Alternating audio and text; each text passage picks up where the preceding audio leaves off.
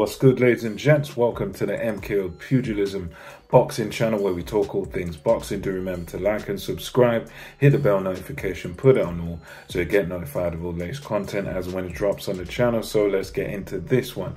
So this one, we're just going to talk a little bit about the heavyweight division, about undisputed Tyson Fury, Alexander Usyk. Will we actually get it?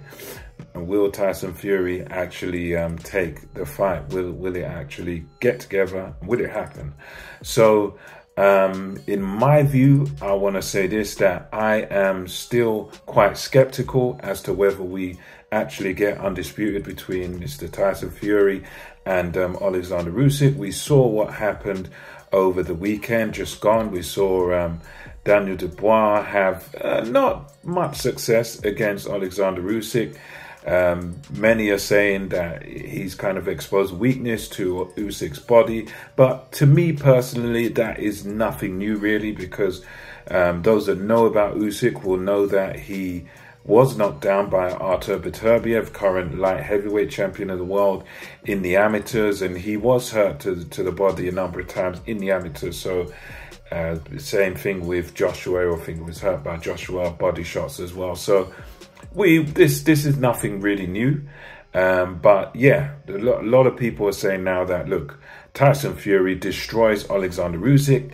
Essentially, a lot of people now are saying, well, look, since Daniel Dubois gave him trouble, since Daniel Dubois hurt him, this automatically means that now Tyson Fury will demolish Alexander Usyk. Alexander Usyk doesn't have a hope against Tyson Fury. It's a sure thing, it's a guarantee that the Gypsy King destroys him, because if Daniel Dubois can have that success, then it's over.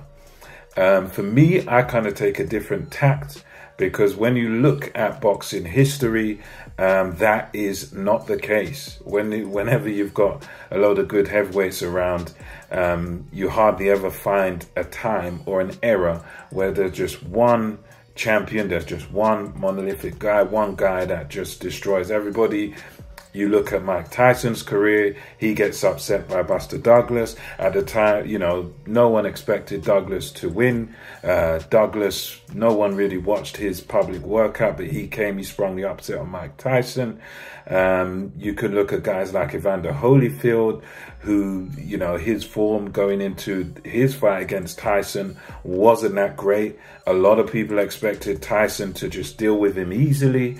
And what happened? Holyfield beat him not once but twice, and it's littered. The heavyweight division is littered with many stories like this, where you know, you look at Muhammad Ali's career, with another guy that sort of transcends boxing, and you realize that, look, he had trouble with guys like Kenny Norton, and he had trouble and life and death fights with guys like Smoking Joe Frazier. Now, George Foreman wiped the floor with Frazier. He lifted Frazier off his feet with an uppercut in Kingston, Jamaica. And he bashed he bashed Ken Norton to pieces, beat these guys terribly. And these were two guys that Muhammad Ali had a lot of trouble with them. But then when Ali fought Foreman, we know what happened. Ali took him out. Ali knocked him out. But these two guys that George Foreman battered beforehand, and they gave Muhammad Ali nightmares beforehand, everyone was thinking, well, these guys are giving Ali nightmares, therefore a monster like Foreman is going to destroy him. But then when they got together, the older version of Ali, it was the other way around. Ali done a rope-a-dope on Foreman. Ali was like Foreman's kryptonite to his Superman. So boxing history is just littered with examples whereby public perception is just totally wrong, and public perception is the opposite of the reality when it comes to fighters. So just looking into boxing history, you shouldn't ever think like that it's just linear and, oh, because he beats him and he's not as good as him, therefore, you know, so all that thinking about, oh, because Dubois had a bit of success, therefore Fury's gonna smoke Usyk, I think that's very naive to think that way.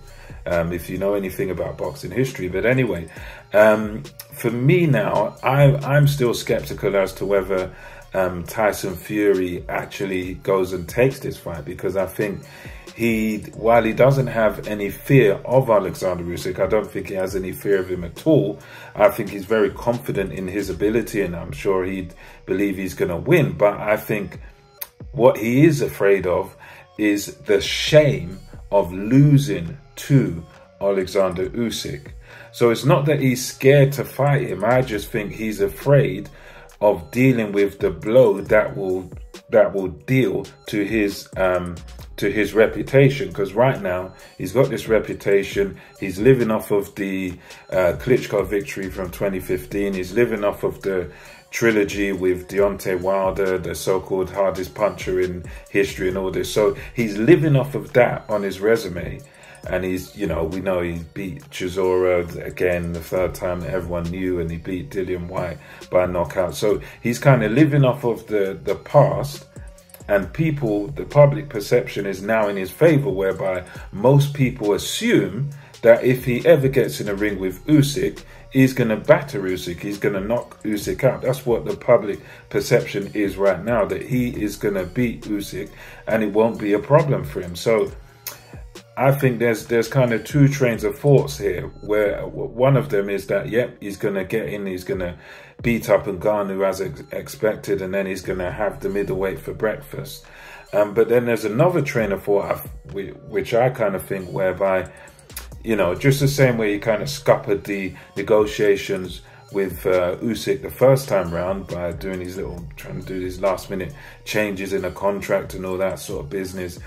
I think there's also an option he has whereby he could just live off of the public perception and just, rather than fight Usyk and actually prove you're the best, he could just live off of the idea, which is that, yeah, Tyson Fury, too big, too strong for Alexander Usyk, he'd destroy him if they ever fought. So he may just, I get the impression, and I hope I'm wrong, but my impression of it is, going by his form, going by this, this contract thing with AJ, even the fact that he went after Anthony Joshua when he knew Anthony Joshua was coming off of losses, and Anthony Joshua will be at a low point, at a weak point in his career. And that's the point at which he pursued the Anthony Joshua fight.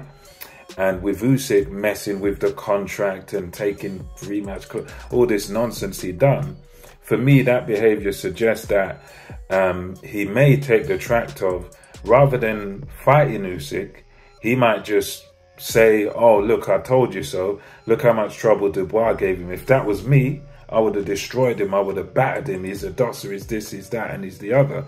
And I get the feeling that rather than taking the fight and proving himself as the best, I think after Ngannou, he might even go into another retirement or something like that, or some other silly celebrity fight or whatever, because we have to remember that, yes, while most people rate him as the best, and I have no problem rating, if you rate Tyson Fury as the best heavyweight around, but I'm still of the opinion that he hasn't proved it. Until he becomes undisputed, until he takes all the belts and beats the other champion that's out there, he's not officially the best in my view. But because the public perception is that he might just live off of that reputation, and because the public perception is in his favor, he might just use that as an opportunity to go off and retire. And you got to remember as well, the WBC are giving him carte blanche. I mean, Mauricio Sulaiman is not, is like his best mate. He's not calling for Fury to take on any challengers or mandatories. He's got no mandatories from the WBC. They're letting him do whatever he wants. He's going off and fighting Ngannou, a guy who's debuting in boxing, who's an MMA fighter. And essentially the WBC have given him the right to pretty much hang on to their belt and do whatever it is he likes. And he's taking full advantage of that. And for me, I think he might just extend that and beat Ngannou, maybe go off and retire and still hang on to the belt, because I don't think the WBC are going to strip him.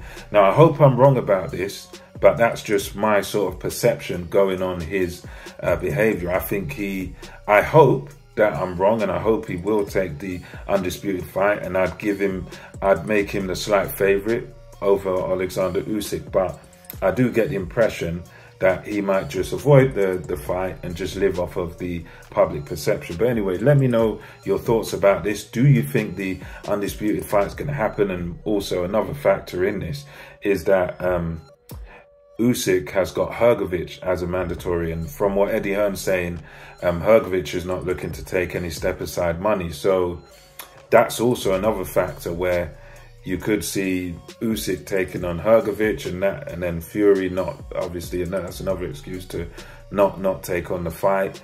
And yeah, we'll see what happens. But anyway, let me know what you think about this. Do you think Fury will pursue undisputed, or do you, like me, think he'll just sort of live off of the sort of past reputation and live off of the public perception? Let me know what you think. And until next time, it's MKO Pugilism, over and out.